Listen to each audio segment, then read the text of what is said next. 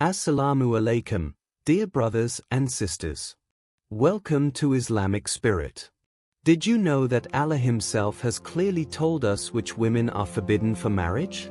Many people think marriage rules are simply cultural or traditional, but in reality, they are divine laws set by Allah in the Qur'an.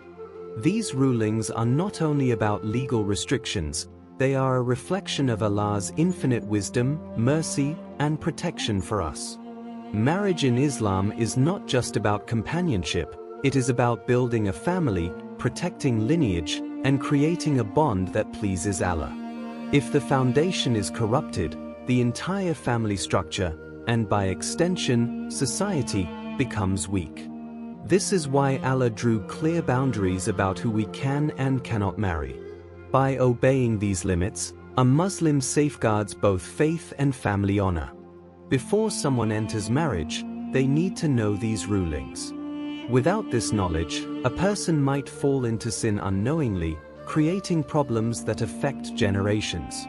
Understanding who is haram to marry is just as important as knowing who is halal, because it ensures that our relationships are pure in the sight of Allah. So in this video, we will uncover exactly what Allah says in the Qur'an about the women a Muslim man must never marry, and why these prohibitions are signs of His mercy, not restriction. Before we start, remember to like the video, subscribe, and activate the bell so you don't miss a thing. Share this video with your loved ones, as this knowledge can literally change a life. To understand who Allah has made unlawful for marriage, we must begin with the Qur'an itself. In Surah An-Nisa, chapter 4, verses 22 to 24, Allah clearly lays out the foundation. He says, "And do not marry those women whom your fathers married, except what has already passed. Indeed, it was shameful, hateful, and an evil way. Forbidden to you, for marriage, are your mothers, your daughters, your sisters, your father's sisters, your mother's sisters, your brother's daughters, your sister's daughters, your milk mothers who nursed you, your sisters through nursing, your wives' mothers, your stepdaughters under your guardianship, born of your wives with whom you have consummated marriage. But if you have not consummated the marriage, then there is no blame on you. Also forbidden are the wives of your sons who are from your loins, and that you take two sisters together, except for what has already passed. Surely Allah is most forgiving, most merciful. And forbidden are married women, except those whom your right hands possess. This is Allah's decree upon you." Qur'an 4:22-24. These verses came down at a time when the pre-Islamic Arabs practiced chaotic and unjust marital traditions. Men would marry their fathers' wives, women were often inherited as property, and family structures were blurred. There was little regard for dignity, justice, or protecting sacred ties. But then came Islam, setting divine boundaries that restored honor. These prohibitions were not random restrictions, they were necessary safeguards. By forbidding marriage to close relatives, Islam preserved family roles, prevented harm, and maintained clear lineage. By prohibiting marriage to already married women, Islam protected the sanctity of nikah and the dignity of women. And by introducing rules on milk relations, Islam established that spiritual family bonds are just as important as biological ones. This was revolutionary. Islam elevated marriage from a worldly contract into a sacred covenant under Allah's law. It dignified women, protected family honor, and ensured that society would not be built on confusion or exploitation. What once was a system of injustice became a system of divine mercy. Therefore, when we read these verses, we should not see them as limitations, but as boundaries that safeguard our faith, our families, and our future generations. One of the clearest categories of women forbidden for marriage are those connected to a man by blood relations. Allah mentions them directly in Surah An-Nisa. Your mother, your daughters, your sisters, your paternal aunts, father's sisters, your maternal aunts, mother's sisters, your nieces, the daughters of your brothers or sisters, These are the closest and most sacred ties a person can have. Islam places an impenetrable boundary here to protect the family unit and to prevent the corruption of lineage. Imagine the disaster if these restrictions did not exist. A man could marry his own mother or daughter, destroying the very foundation of family honor. Sisters could become rivals for the same husband. Nieces could be treated as potential wives instead of being protected as daughters. Such chaos would destroy trust and collapse the household structure. The wisdom is clear. These prohibitions ensure that the love between close relatives remains pure, natural, and free from suspicion. The bond between a mother and son must be one of unconditional love, not desire. The relationship between an uncle and niece should be one of care and protection, not exploitation. By forbidding these marriages, Islam preserves the sanctity of family affection. In reality, even in cultures outside Islam, people instinctively recognize that these relations are sacred. A daughter is seen as part of her father's heart, not his spouse. A sister is a lifelong supporter, not a rival wife. But while human instinct may falter, divine law never does. Allah, in His perfect wisdom, set these boundaries for all times and all peoples. Consider a real-life example. In societies where such prohibitions were not clearly defined, history shows cases of pharaohs and kings marrying their own sisters or daughters to preserve royal bloodlines. The result was corruption, oppression, and even biological harm to future generations. Islam eradicated such practices and replaced them with clarity, dignity, and purity. Thus, the ruling is not merely legal, it is deeply moral and social. By forbidding marriage with close blood relatives, Allah ensures that family bonds remain strong, that trust is preserved, and that lineage stays pure. These rules are not a burden but a protection, a shield guarding the most precious relationships we have. Islam does not only forbid marriage with women who are connected to a man by blood, it also extends this protection to women connected through the marriage bond. These are not biological ties, yet Allah made them just as sacred because marriage creates a new family structure that must be respected. Among those forbidden are stepdaughters. If a man marries a woman and consummates the marriage, her daughter from another husband becomes permanently forbidden to him. The wisdom here is that the daughter must always feel safe and respected as his child, not seen as a potential spouse. Mothers-in-law. From the moment a man marries a woman, her mother becomes forbidden to him forever, regardless of whether the marriage was consummated or not. This ensures respect across generations and removes any suspicion or rivalry. Daughters-in-law. A man cannot marry the wife of his biological son. This protects the dignity of the son, his household, and his children, and prevents betrayal within the family. Stepmothers. The Qur'an explicitly forbids a man from marrying the woman who was once married to his father. In pre-Islamic Arabia, this practice was sadly common, seen as a way of inheriting women. Islam put a complete stop to this injustice, calling it a shameful and evil way. Qur'an 4:22. The wisdom in all of these rulings is to preserve the sanctity of marriage and the respect of family bonds. Marriage is not just about two individuals, it merges families together. If such boundaries were not in place, jealousy, betrayal, and corruption would easily arise.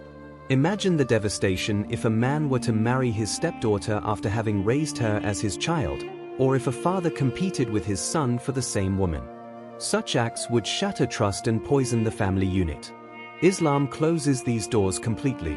By forbidding these marriages, Allah ensures that once a woman enters your family through marriage, she is treated with the dignity of kin, a mother, a daughter, or a sister, never as a potential partner.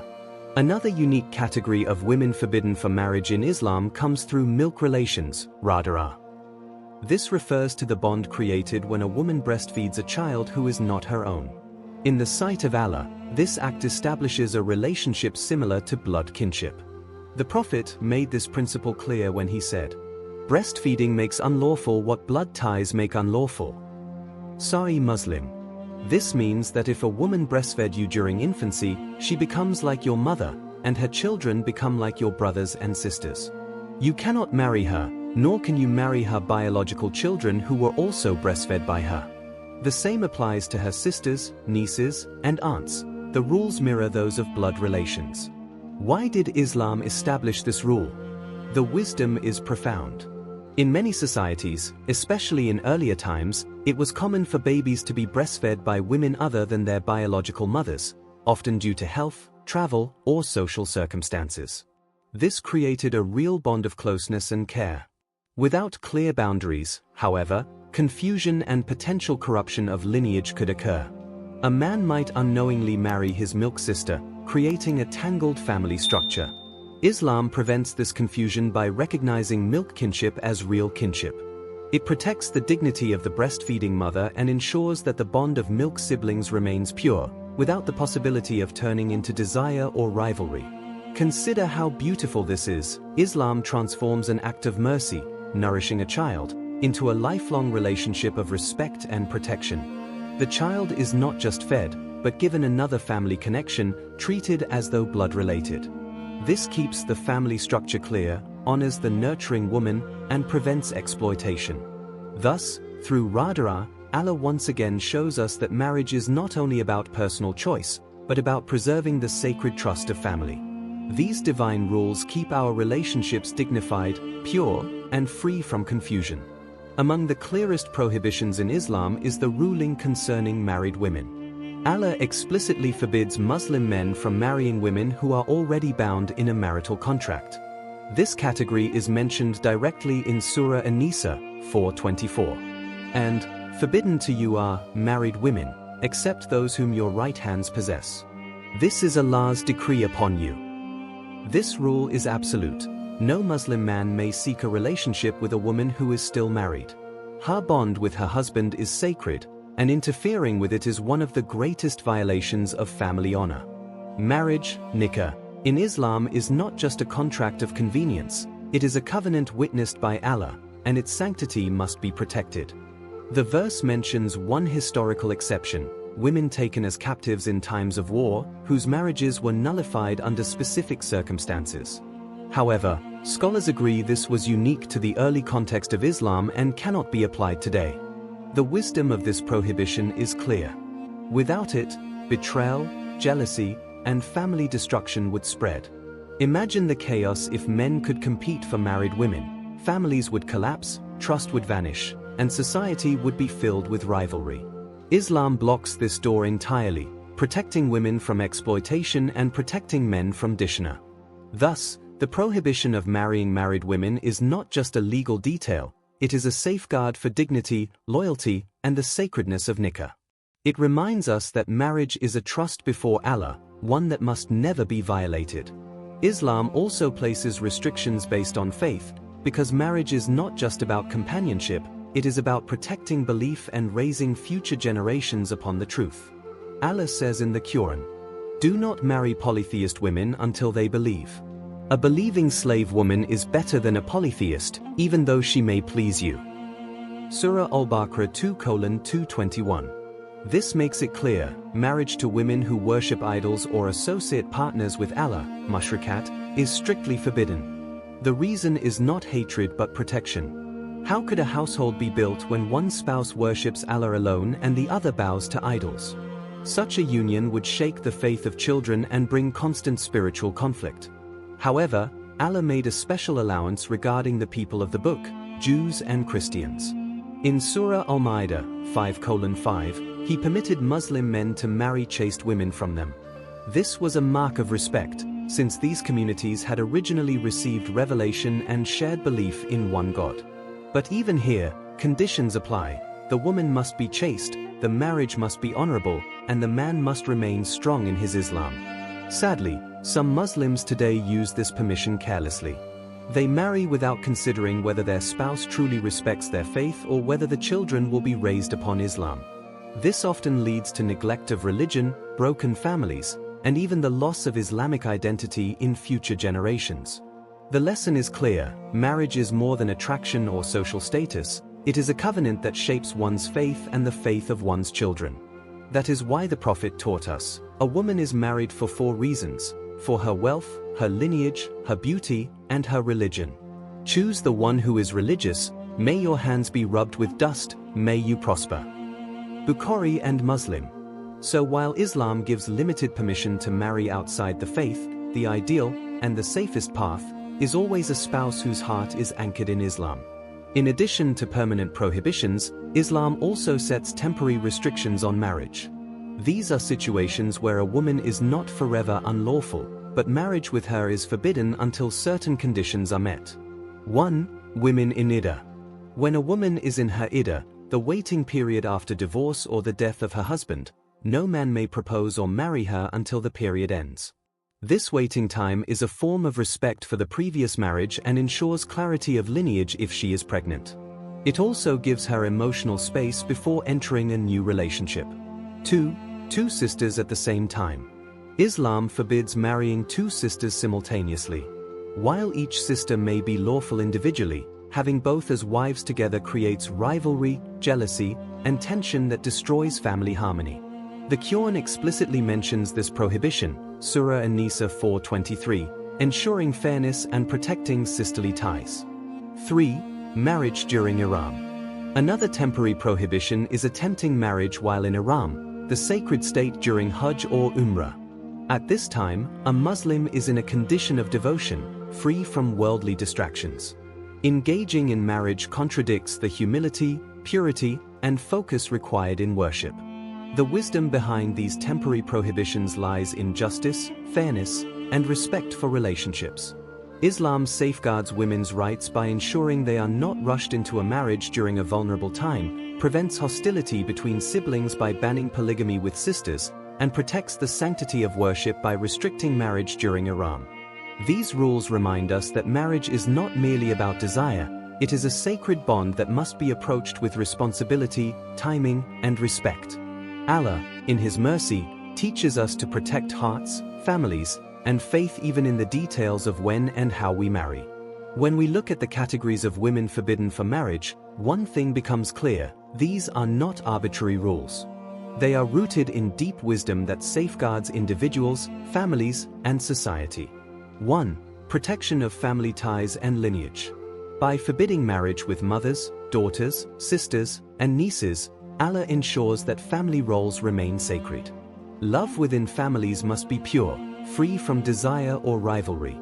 This preserves trust in the home and prevents confusion in lineage, which is essential for inheritance, identity, and social stability. 2. Respect for women's dignity. In pre-Islamic Arabia, women were often treated as property, sometimes even inherited when their husbands died. By forbidding marriage with stepmothers, daughters-in-law, and already married women, Islam restored women's dignity. These prohibitions declare that women are not possessions to be passed around, but honored individuals with rights and sanctity. 3. Maintaining social harmony. Rules like forbidding the marriage of two sisters at the same time prevent rivalry that could destroy families.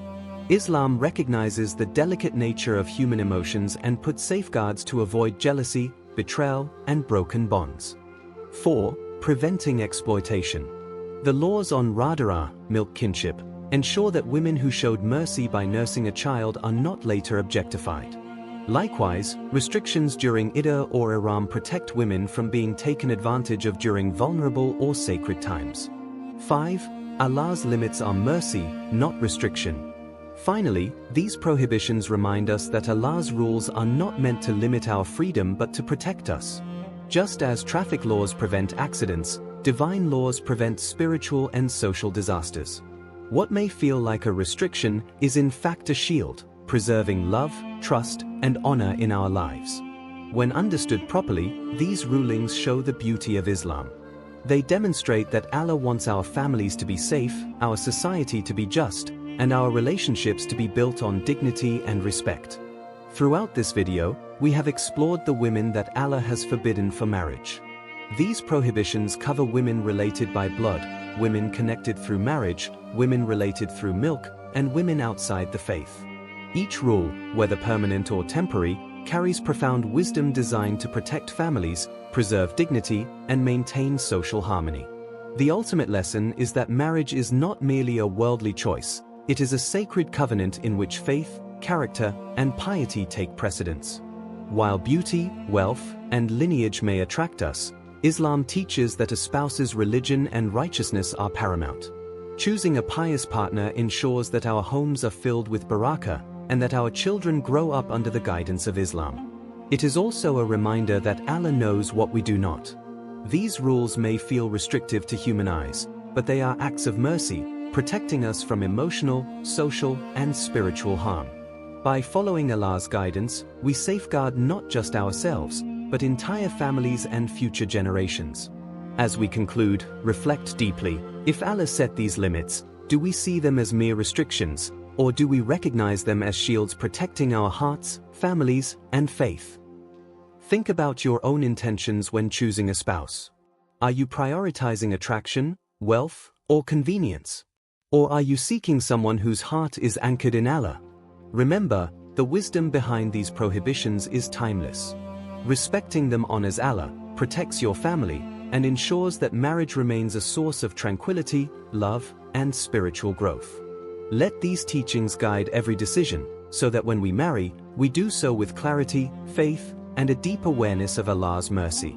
If you like this video and want to learn more about good ways to communicate with respect and kindness, then like this video to support the message. Subscribe so you don't miss any future videos. Share this video with your loved ones so that together we can spread more kindness. Thanks for watching all the way to the end. Tell me in comments what question has ever made you uncomfortable and how you'd like people to communicate with you. See you soon for a new video.